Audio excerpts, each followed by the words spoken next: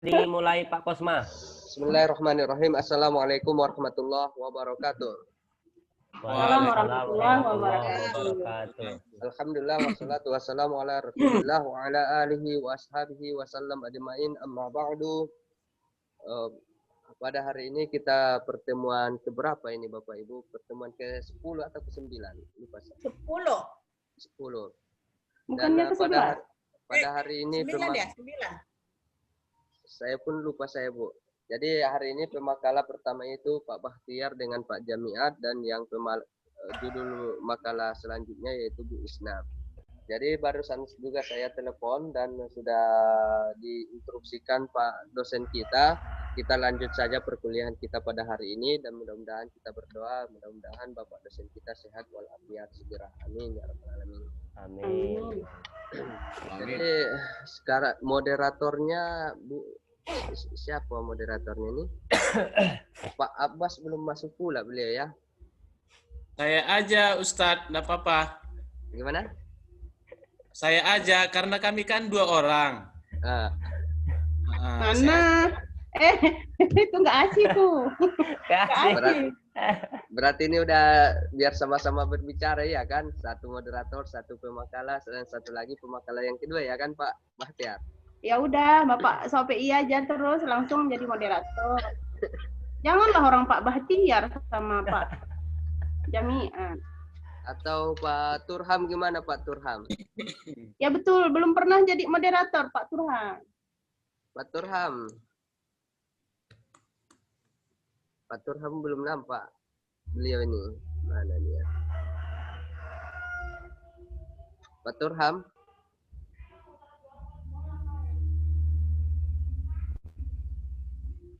Ya baiklah Bapak Ibu, biar kita menghemat waktu. Jadi kita mulai saja perkuliahan kita ini. Kita persilakan kepada Pak pemakala Pak yang pertama, yaitu Pak Bahtiar atau Pak Jamiat. Kita persilakan untuk presentasi makalahnya. Silakan Bapak. Baik, saya yang baca ya Pak Bahtiar ya. Siap. Ya. Baik, bismillahirrahmanirrahim. Assalamualaikum warahmatullahi wabarakatuh. Waalaikumsalam warahmatullahi wabarakatuh. Bismillahilladzi hadana li hadza wa ma kunna linahtadiya laula an hadanallah alladzi la nabiyya ba'd. Yang sama kita hormati tentunya dosen pembimbing Dr. Amiruddin Sihaan MPD, dan tentunya yang sama kita banggakan bersama Kosma kita yang luar biasa eksis di tengah-tengah gelapnya malam dan di tengah-tengah terangnya siang. Tentunya yang juga tidak kita lupakan bersama rekan-rekan seperjuangan, semoga kita dalam lindungan Allah Subhanahu wa taala dalam kesehatan walafiat. Pada kesempatan yang berbahagia ini, di sini kami akan mempresentasikan makalah dengan tema pembiayaan pendidikan dan peningkatan mutu atas nama Abangda Bahtiar Siregar dan Zamiat Subari. Untuk itu, mempersingkat waktu, langsung saya bacakan. Tentunya pembiayaan pendidikan adalah sesuatu yang dibelanjakan dan dihasilkan dari jumlah uang untuk menyelenggarakan dan berbagai keperluannya seperti supervisi pendidikan, kegiatan pengelolaan pendidikan, kegiatan ekskul, ATK, pengadaan alat dan buku pelajaran, perbaikan ruang sarana ruang belajar, peningkatan profesional guru dan gaji guru. Adapun permasalahan pendanaan pendidikan, adapun biaya tersebut diantaranya biaya operasional kependidikan dan tenaga pendidik seperti tunjangan, honor, insentif, dan gaji. Proses penilaian dan pembelajaran, kemudian pengadaan sarana prasarana pendidikan, perbaikan atau perawatan, dan pengadaan. Selanjutnya, standar nasional pendidikan atau SNP yang tidak dapat dipisahkan dari fungsi pembiayaan. Kemudian kategori biaya pendidikan, direct cost, biaya langsung, yaitu biaya yang langsung berproses dalam produksi pendidikan, di mana biaya pendidikan ini secara langsung dapat meningkatkan mutu pendidikan. Kemudian indirect cost, biaya tidak langsung, adalah pengeluaran yang tidak secara langsung mendukung proses pendidikan, tetapi memungkinkan proses pendidikan tersebut terjadi di sekolah, meliputi biaya hidup, transportasi, biaya jajan, biaya kesehatan, dan biaya-biaya lainnya. Kemudian biaya masyarakat dan biaya pribadi.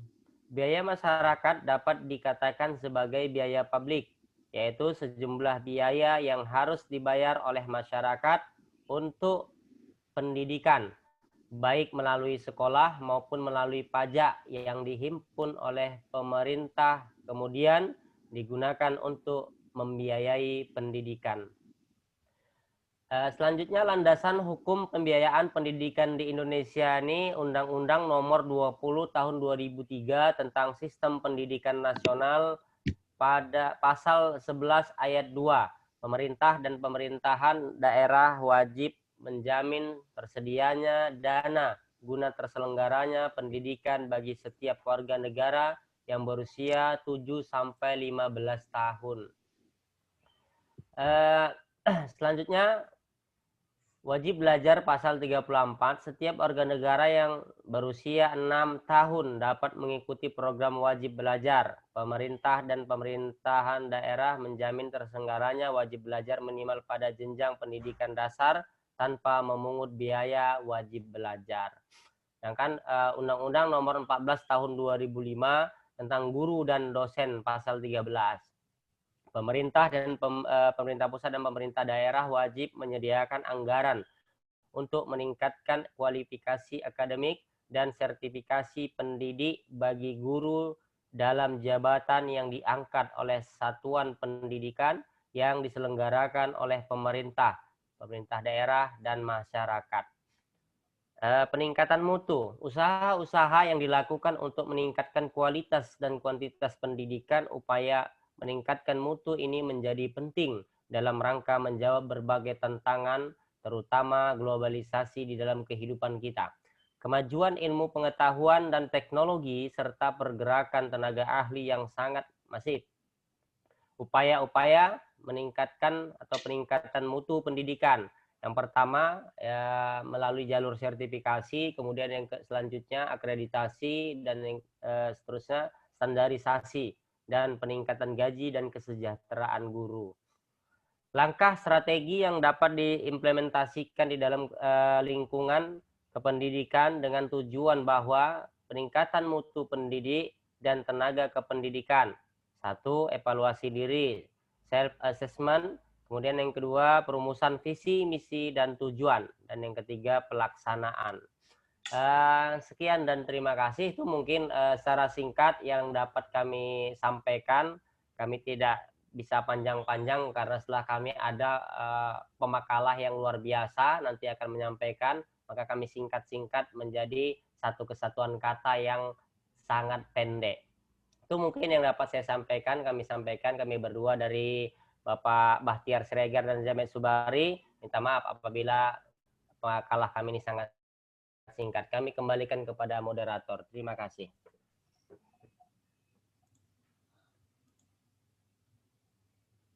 Oh ya, Oke.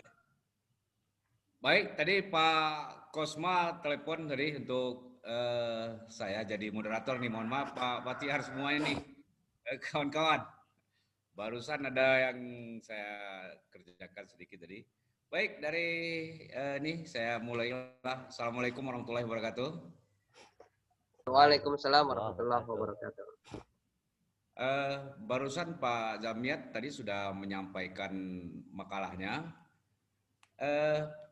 Apa perlu kita ini kan tanya jawab dulu atau kita langsungkan dengan penyampaian dari Pak Bahtiar, atau nanti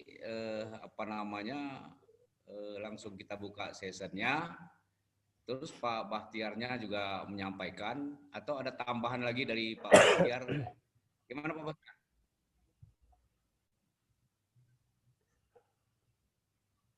Nampaknya Halo, ini Pak Pak Turham, Pak Jamiat dengan Pak Bahtiar sudah sepakat ini Mungkin Pak Jamiat yang presentasi dan Pak Bakhtiar nanti yang bantu-bantu menjawab mungkin ini. Oh ya. Kalau Ngeri, memang demikian psikologinya ngeri ya, ketahuan ya.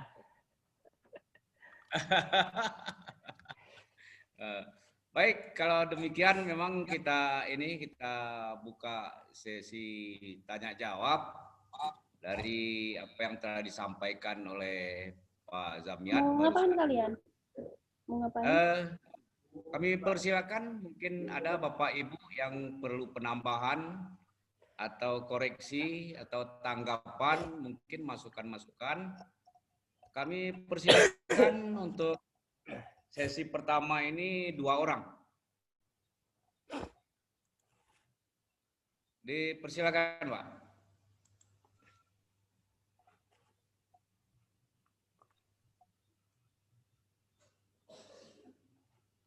Ya, Bapak Ibu bisa didengarkan?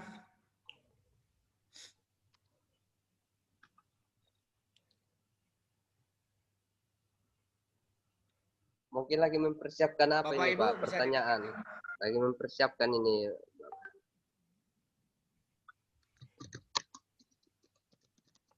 Karena baik-baik semua, jadi nggak ada yang mau bertanya. Supaya cepat Nampaknya prosesnya. takut nih, Pak. Takut Bukan, dengan Pak Jamiat ini. Karena Bukan sayang-sayang gitu, semua. Sayang-sayang semua Bapak Ibu, jadi nggak mau perlu bertanya lagi. Kami yang senang. Nggak kedengaran Bu Bu Nun Isna udah siap suaranya. pertanyaannya, Bu Nun? Nanti kalau sama Isna pun presentasi sama kayak Pak Jamiat sama Pak Bakhtiar. Nggak ada yang bertanya. Karena ada doanya itu, Bu. Bila bagi dong. Kopi lu kirim, Bu, kopi.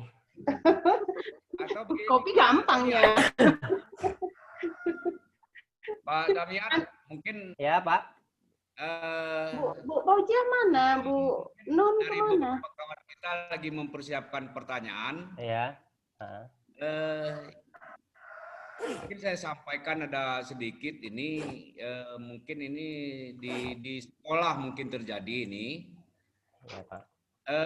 di mana pengeluaran ada tetapi tidak bisa dimasukkan ke dalam DIPA. Contohnya untuk acara 17-an umpamanya. Itu kan anak-anak dibawa untuk pawai, untuk perlombaan. Tapi di dalam DIPA sekolah itu tidak boleh dimasukkan anggaran. Nah, ini bagaimana penjelasan dari Pak Zamiat? Baik, ada lagi kira langsung mau kita jawab atau gimana? Langsung aja, Pak ya. Ya langsung aja saya pikir Pak, sambil baik. menunggu kawan-kawan yang lain. Sembari untuk berbagi pahala, maka jawabannya akan saya serahkan kepada Bapak Bakhtiar. Silakan Pak Bakhtiar dijawab.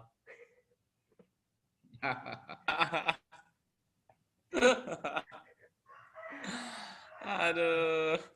Terima kasih kepada Pak Jamiat yang sudah membagikan pahalanya sama saya atas pertanyaannya Pak Turham.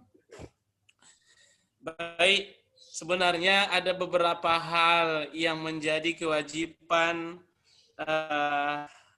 terselenggaranya pendidikan itu, dan dengan adanya dana yang disiapkan oleh pemerintah, yaitu adalah minimal 20% disediakan oleh pemerintah terkait dengan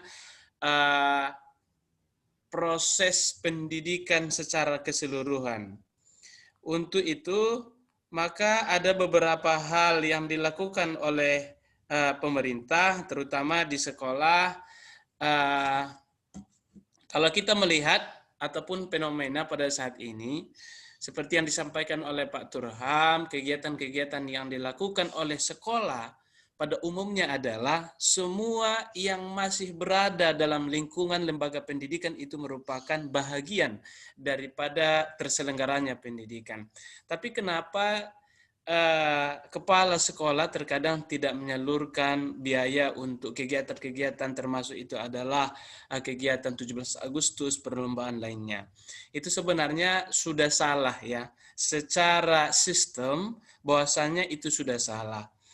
Kalau kita melihat daripada yang dijelaskan oleh Pak Zamiat tadi, bahwasanya pembiayaan pendidikan itu adalah sesuatu yang dibelanjakan untuk penyelenggaraan dan berbagai keperluan seperti satu, supervisi pendidikan, langsung aja, yaitu kegiatan ekstrakurikuler.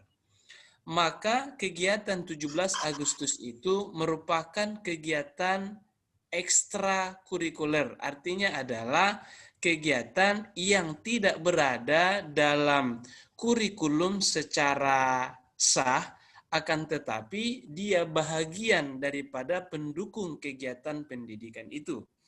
Adapun tujuan memperingati 17 Agustus, perlombaan-perlombaan itu pada hakikatnya adalah mengembalikan nilai-nilai, mengembalikan perjuangan-perjuangan kita sebagai warga negara Indonesia. Yang pertama adalah mengingatkan kepada para peserta didik kita itu bahwa Indonesia itu adalah dibangun dengan kesatuan dan persatuan. Yang kedua adalah di dalam kegiatan-kegiatan 17 Agustus itu memberikan dampak positif kepada kita, terutama kepada anak-anak itu, bahwa yang biasanya disampaikan adalah ini pejuang kita, ini pejuang negara kita, ini pejuang pendidikan kita yang terbunuh di medan perang. Jadi yang dilakukan oleh kepala sekolah itu adalah sesuatu yang menyalahi aturan daripada sistem pembiayaan pendidikan yang seharusnya dialokasikan untuk kegiatan-kegiatan tersebut. Akan tetapi juga kita melihat kas daripada yang ada di sekolah tersebut. Mana tahu sebelumnya itu memang pembiayaan sudah dialokasikan ke tempat yang lain. Contoh, dalam kegiatan pendidikan ini sangat banyak ya. Yang pertama adalah seperti supervisi pendidikan, kemudian kegiatan pengelolaan pendidikan, kegiatan ekstrakurikuler, penyediaan alat tulis kantor, pengadaan alat-alat dan yang lainnya, buku pelajaran, perbaikan ruang sarana, ruang belajar, peningkatan profesional guru dan gaji guru. Mungkin kenapa kepala sekolah tidak menyalurkan biaya untuk hal kegiatan-kegiatan pendukung pendidikan itu? Karena mungkin sudah dialokasikan terhadap beberapa kegiatan-kegiatan yang dilakukan oleh sekolah tersebut. Boleh saja mungkin ada perbaikan ruang.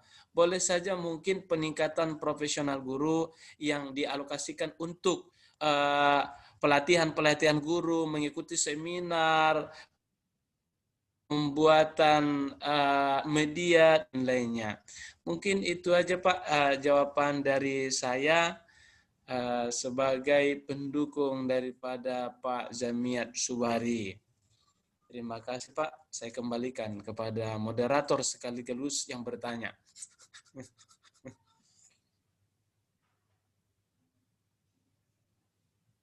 Suara saya jelas ya Pak?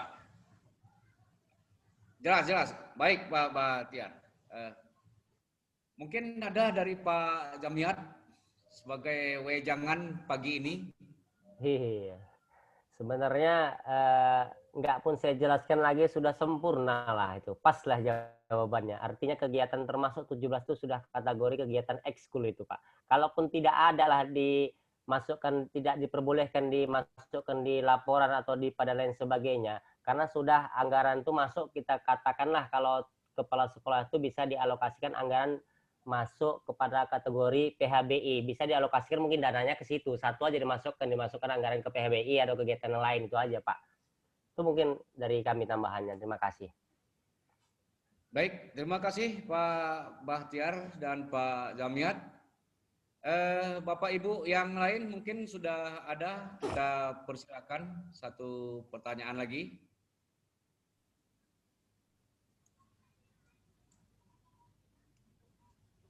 Ibu Fauzia.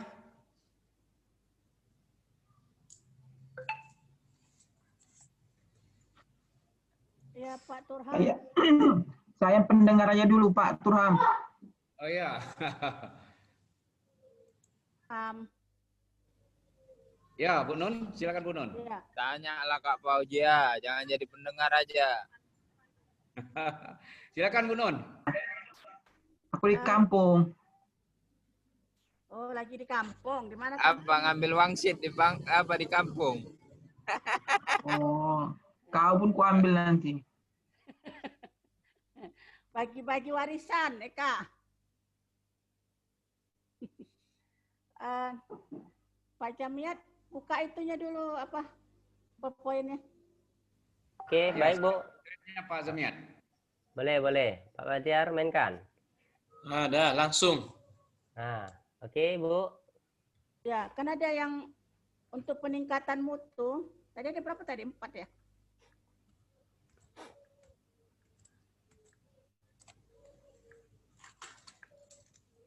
Upaya peningkatan mutu pendidikan ya. Nah, ini Bu. Terus ke bawahnya. Oke. Nah, ini. Ya, ini. Nah, ini kan ada 4 poin upaya peningkatan mutu pendidikan.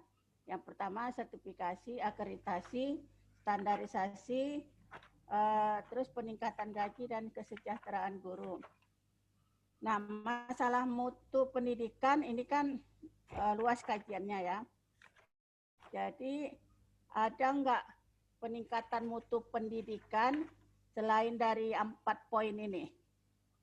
Nah, saya mau pendapat kedua pakar ini ya, karena kedepannya mana tahu itu bisa berjalan. Nah, jadi ada nggak selain keempat ini untuk peningkatan mutu pendidikan? Baik. Ya, Baik, silakan Bu. Itu aja Pak. Bu ya. Ya. Ini Bu Nun mempertanyakan selain yang keempat ini mungkin masih ada yang yang perlu upaya untuk peningkatan mutu itu. Silakan Pak Bahtiar dan Pak Zamiat. Ya, untuk menjawab pertama ini tentunya Pak Bahtiar lah. Karena memang apapun ceritanya supaya sama-sama banyak pahalanya. Terima kasih atas pahala yang sudah diberikan sama saya pada pagi hari ini. Ya, saya sangat senang karena pahala itu memang harus berbagi ya. Jangan hanya dosa yang berbagi seperti berkembangnya medsos saat ini, banyak para wanita-wanita yang berbagi dosa-dosa sama kita. Ya kan Bu Nun, betul kan Bu Nun? Enggak lah, dosa itu bukan dari wanita.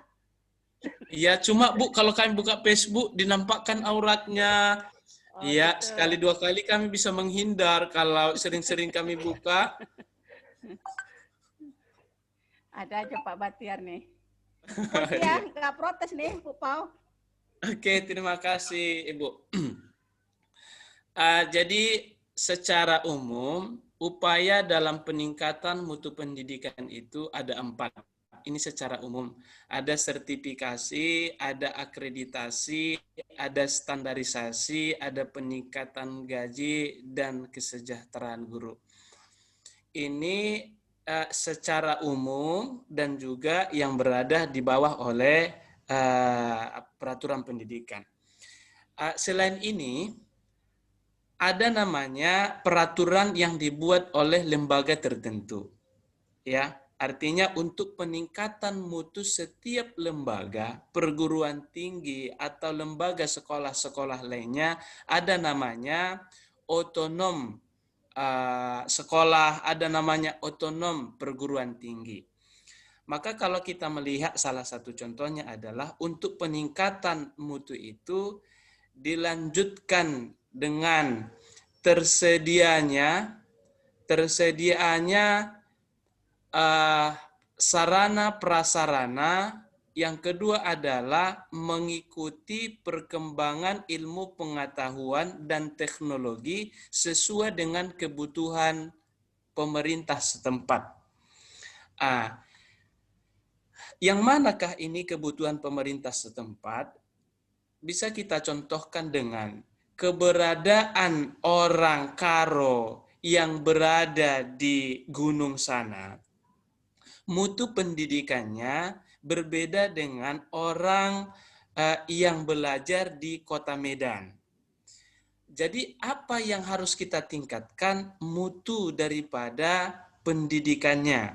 Maka kalau di gunung-gunung sana, di Karo sana, maka mutu yang paling kita tingkatkan adalah bagaimana pengembangan ilmu agroteknologi, yaitu adalah bagaimana pengelolaan tanah, bagaimana pengelolaan pertanian. Karena mereka itu adalah pendidikan nggak butuh orang itu bagaimana teknologi, bagaimana komputerisasi. Orang itu tidak butuh. Yang mereka butuh adalah bagaimana pengelolaan tanah ini sehingga akan subur. Bagaimana nanti bercocok tanam sehingga sehingga buah-buahan, sehingga sayur-sayuran, sehingga tanaman kami akan baik. Maka mutu itu adalah berawal daripada kebutuhan pemerintah setempat.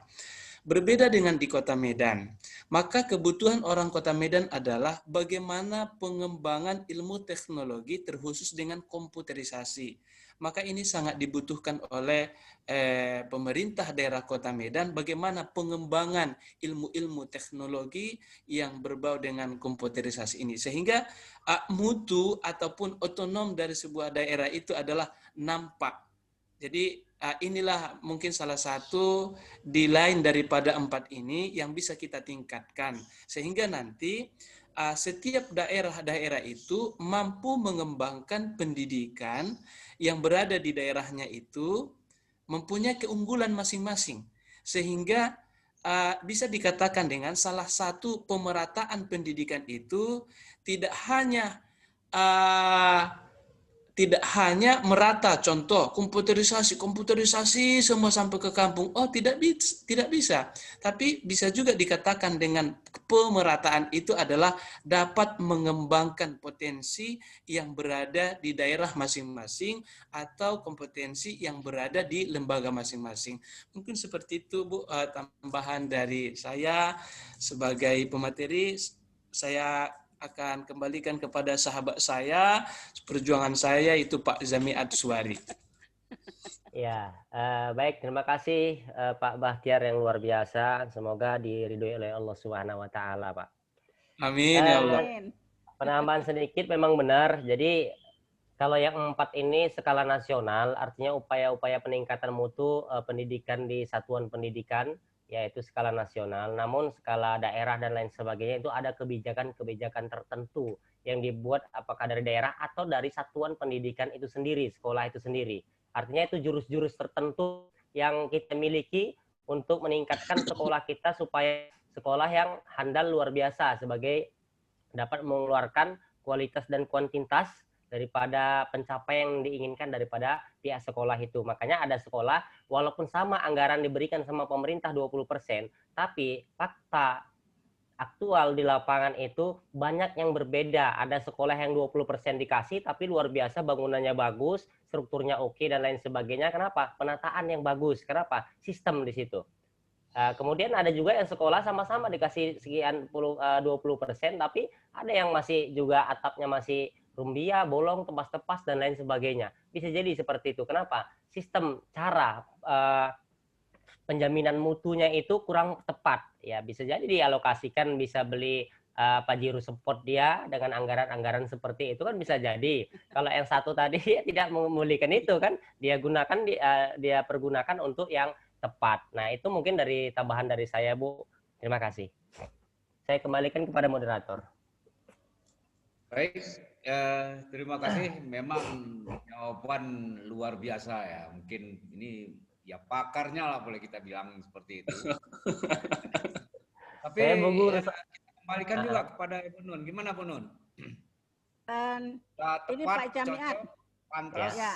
Jawaban dari sama Pak Jamiat, saya minta contoh dari lembaga Bapak Asuh. Ya. Iya, Bu. Nah, karena tadi kan belum ada tergambarkan contoh peningkatan mutu itu seperti apa aja upayanya. Iya, baik, Bu. Jadi skala saya ya, bukan skala nasional, Bu, tapi skala pribadi saya, Bu ya. Nah, sebagai pengasuh. Skala daerahnya Pak Jamiat. Nah, skala daerah. Bahkan ini bukan skala daerah, skala kecamatan lagi. Baik, kalau kembali kepada sejarah daripada pembangunan dan pengembangan pusat pelatihan Al-Quran dan Hadis Sumatera Utara, terkhusus Deli Serdang Sumatera Utara yang saya bangun ini, tentunya kita secara umum tidak ada bantuan dari pemerintah pusat maupun daerah, karena kita memang independen untuk membangun itu. Nah, bagaimana cara meningkatkan mutu, kualitas, dan kuantitas di pelatihan ini? Tentunya banyak aspek, banyak hal-hal yang kita buat. Karena hari ini, bagaimana kita untuk meningkatkan mutu sekolah atau pendidikan atau lembaga itu tentunya kita sesuaikan dengan SDM yang ada di tempat. Ya, apa keinginan masyarakat, apa keinginan orang hari ini. Nah, itulah yang kita ikuti. Selain daripada bangunan itu memang penting. Ya, itu tidak bisa dipungkirin. Makanya kegiatan-kegiatan sekolah itu hari ini bagaimana bisa berkembang dengan kegiatan-kegiatan yang menonjol seperti ekskul kita tunjukkan. Namun kalau di tempat saya, karena memang dia hanya khusus dia pusat pelatihan Al-Quran dan Hadis, adapun program pembinaannya itu adalah tartil, tilawah, kemudian tahfiz, tafsir, fahmil Quran, syarhil Quran, kaligrafi, nasid, marhaban, dai, hadis, kemudian masih banyak lagi. Nah, itu semuanya kita dari awal itu memang kita tunjukkan kualitas kita. Kita godok anak-anak, kita matangkan anak-anak dengan perkembangan di dunia MTQ skala nasional. Nah, alhamdulillah dengan sudah kita tonjolkan kemampuan anak-anak daya saingnya luar biasa, maka mereka berhasil di kancah kabupaten kota, provinsi, bahkan nasional. Nah, dari situlah terus mutu itu akan tersendirinya keluar sendiri dan kita gampang untuk memanage daripada bangunan. Karena apa? Sudah banyak yang melirik, Bu. Nah, ketika sudah kita nampak kualitas itu, banyak orang menyumbang. Ya, jujur aja, alhamdulillah dalam dekat ini juga kita akan ada pula rezeki dari teman-teman gitu ya, karena udah kita punya kualitas dan kuantitas tadi. Mereka menginfakkan tanah, mau dibangun lagi pesantren tahfiz khusus. Karena selama ini kan kita buat itu pulang hari yang tempat kita, Bu. Alhamdulillah ini ada donatur kita katakan, masyarakat awam, tapi dia cinta dengan Al-Quran, mondok. Jadi itulah kita mau bangun ini sekarang. Alhamdulillah ada 6 lokal tingkat kita buat. Nah, inilah proses. Artinya apa? Kita memang tidak meminta dari pemerintahan, ya, tapi setidaknya dengan kualitas yang kita miliki itu sudah mendorong daripada aplikasi untuk mengembangkan pusat pelatihan Al-Quran dan Hadis. Nah, ini salah satu contoh yang dapat saya berikan. Artinya kita hari ini, saya pribadi tidak meminta muluk-muluk sama pemerintah, tapi kita tunjukkan kualitas dan kuantitas kita hari ini seperti apa ya di masyarakat. Ternyata berhasil. Italah menjuarai. Kalau terkhusus Deli Serdang, kalau MTQ itu kita lah yang menjuarainya semuanya, Bu, insya Allah. Ya, nah, itu mungkin. Nah, itu mungkin sekilas informasi. Kalaupun Ibu istilahnya mau berinfak juga dengan ini, insya Allah kita terima buka. Nah, ini sebagai acuan contoh, bisa jadi kan kita nggak tahu. Satu sak semen itu menjadi infak berkah jariah ya Pak Bahtiar ya. Seperti itu insya Allah. Mudah-mudahan kalau Bu Nun nggak satu sak dia, 100 sak insya Allah nanti. Allahu Akbar, Allahu Akbar. Itu mungkin dari kami Pak, Bu. Terima kasih. Iya, ya. Oke. Baik, dari tanggapan tadi saya pikir atau masih ada Bu Nun yang masih udah, Pak. Kurang di dalam penjelasan Pak Zamiat yang begitu detail tadi, karena memang udah, di beliau atau barangkali masih ada yang belum jelas dari Bu Nun atau yang ada masih yang menggelitik lah begitu. Gimana Bu Nun? Udah Pak, udah hebat di pemakalahnya nih ya. Baik, terima kasih. Mungkin apa yang disampaikan ini yang keempat ini, upaya peningkatan mutu ini kan tinjauan dari segi pendanaan, Bu Nun. Kalau untuk peningkatan mutu secara keseluruhan, tentu masih banyak hal-hal yang lain yang perlu ada di dalam itu.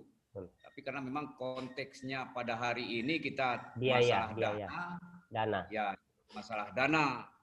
Mungkin ini seperti di sertifikasi gitu. Ya. Ini kan banyak yang disalahartikan oleh para guru.